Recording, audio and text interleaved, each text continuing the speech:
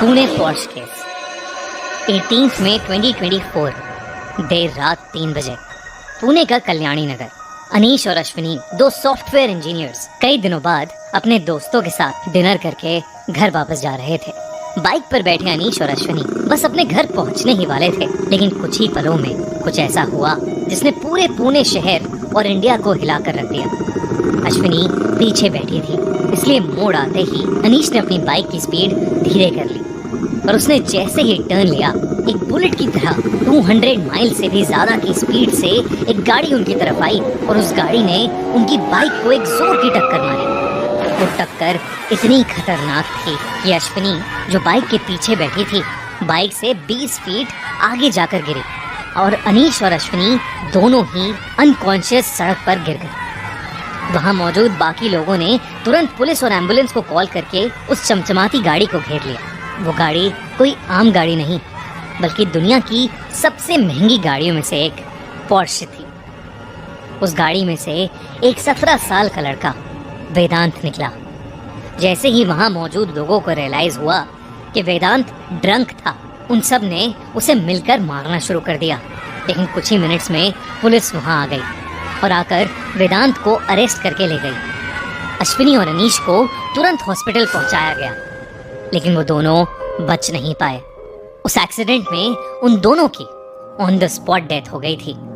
थोड़े ही घंटों में इस एक्सीडेंट की सीसीटीवी क्लिप्स हर जगह वायरल होने लगी। सबको समझ आ गया था कि इसमें साफ साफ उस 17 साल के लड़के वेदांत की गलती है।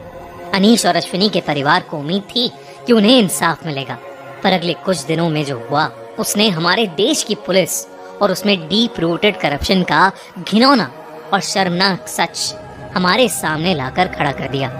अनीश और अश्विनी के दोस्तों ने जल्दी से अनीश के अंकल को कांटेक्ट करके सब कुछ बताया। वो लोग सीधा येरवाड़ा पुलिस स्टेशन गए, जहां पर वेदांत को ले जाया गया था। पर वहां जो उनके साथ हुआ और जो उन्होंने देखा, उस पर वो विश्वास ही नहीं कर पा रहे थे। जहां वो अपनी रिपोर्ट लिखवाने के लिए हवलदारों से लड़ रहे थे, वहीं 2 ग्रे मर्सिडीज पुलिस स्टेशन के सामने आकर रुकी और उनमें से वेदांत के पिता विशाल और उनके साथ कुछ और लोग हाथ में पिज्जा बॉक्सेस लेकर अंदर चले गए। वहीं मौजूद एक क्राइम रिपोर्टर ने छुपकर खिड़की से पुलिस स्टेशन के अंदर देखा तो वहां पर वेदांत अग्रवाल एसीपी की चेयर पर बैठा था और उसके पापा उसे अपने हाथ से पिज्जा खिला रहे थे। वहां मौजूद अनीश के अंकल और क्राइम रिपोर्टर्स इस बात का प्रोटेस्ट भी करने लगे, लेकिन किसी ने उनकी कोई बात ही नहीं सुनी। वहीं दूसरी ओर उस एक्सीडेंट की डिटेल्स के बजाय अनीश के अंकल को बिना किसी रीजन के अनीश और अश्विनी के रिश्ते पर सवाल उठाकर पुलिस उन्हीं को हैरेस और परेशान करने लगी। इसी बीच रात के 3 बजे उस एरिया के एमएलए सुनील टेंगरे भी पुलिस स्टेशन में आए और 3 घंटे वहां बैठकर पुलिस स्टेशन से निकले। पुलिस जानबूझकर सारी प्रोसेस डिले कर रही थी। जहां ऐसे केसेस में एक्सीडेंट के इमीडिएटली बाद अल्कोहल ट्रेसेस के लिए ब्लड टेस्ट करवाए जाते हैं, वहीं ये सारे टेस्ट 8 घंटे बाद सुबह 11 बजे हुए। जब टेस्ट के रिजल्ट्स आए तो सब शॉक थे, क्योंकि सारे रिजल्ट्स नेगेटिव थे। पुलिस ने वेदांत को क्लीन चिट दे दी और उसे बेल मिल गई।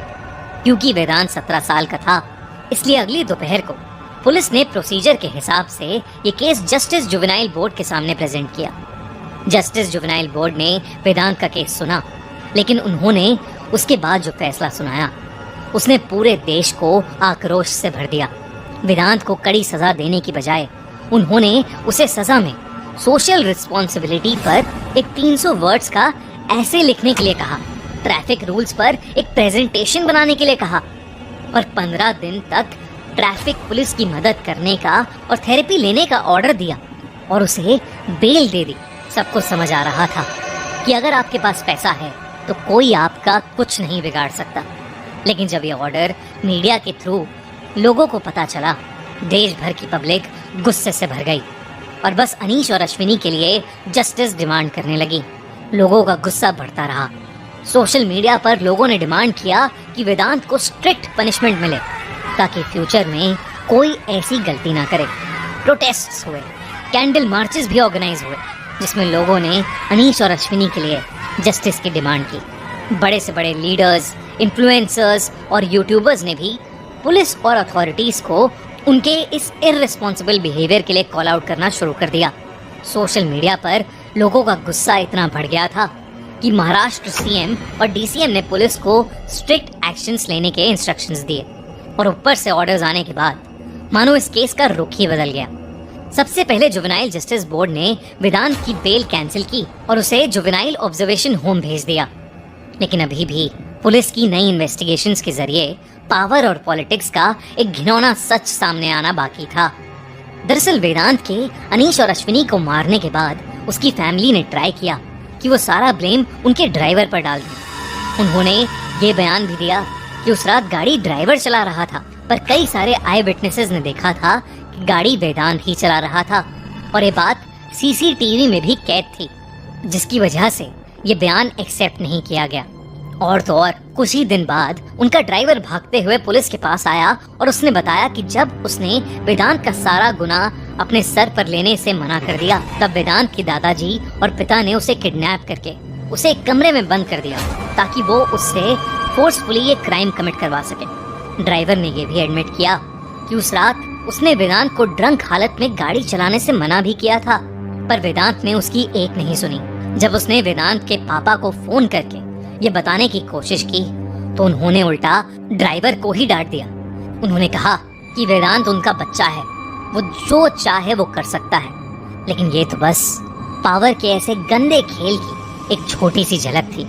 जब पुलिस की एक नई इन्वेस्टिगेशन टीम ने सासुन हॉस्पिटल से वेदांत के ब्लड टेस्ट करने वाली प्रोसेस को इन्वेस्टिगेट किया तो वो शॉक्ड हो गए।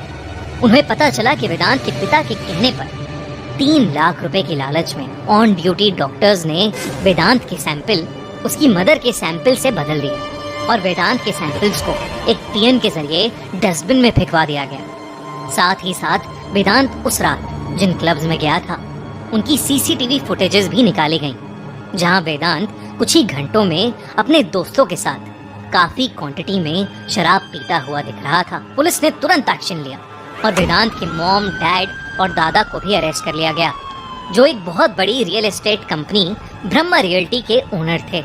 वहीं वेदांत को एक ऑब्जर्वेशन होम में रखा गया ताकि वो कंट्री से एस्केप ना कर पाए।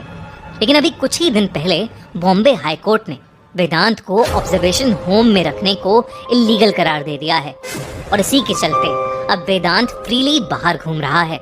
उसका परिवार पुलिस कस्टडी में है, लेकिन वेदांत अभी भी आजाद है। 2 लोगों की जान लेने वाला एक बेपरवाह 17 साल का लड़का बिल्कुल आजाद घूम रहा है। अब देश का हर एक इंसान बस यही चाहता है कि वेदांत और उसके पूरे परिवार को कड़ी से कड़ी सजा दी जाए। लेकिन इस केस में गलती किसकी है? 17 साल के बिगड़े हुए वेदांत की, जिसने पैसे के नशे में 2 लोगों की जान ली, या उसके पेरेंट्स की, जिसने वेदांत को कभी अच्छे वैल्यूज और मॉरल्स दिए ही नहीं, या एक करप्ट सिस्टम की जिनके लिए कुछ पैसे 2 लोगों की जान से ज्यादा कीमती हैं? आपको क्या लगता है? कमेंट्स में हमें जरूर बताइए।